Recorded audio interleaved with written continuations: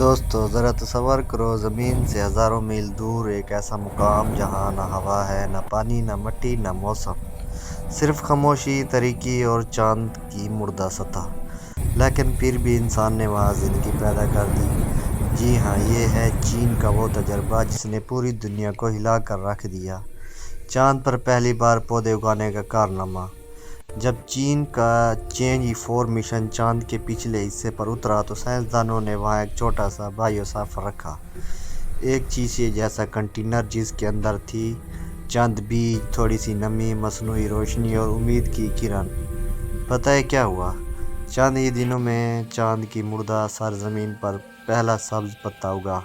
انسان کی تاریخ میں پہلی بار زمین سے باہر کوئی پودا زندہ ہوا۔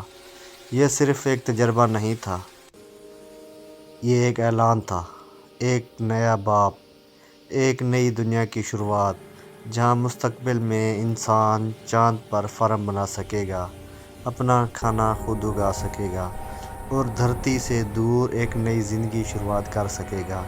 سائنسدان کہتے ہیں کہ یہ کامیابی ثابت کرتی ہے کہ انسان کہیں بھی زندگی بنا سکتا ہے اگر ہمت کرے۔ دوستو سوچو، آج پودا اگا ہے، کل شاید چاند پر جنگل ہوں گے اور ایک دن وہاں انسانی بستیاں بھی آباد ہوں گی۔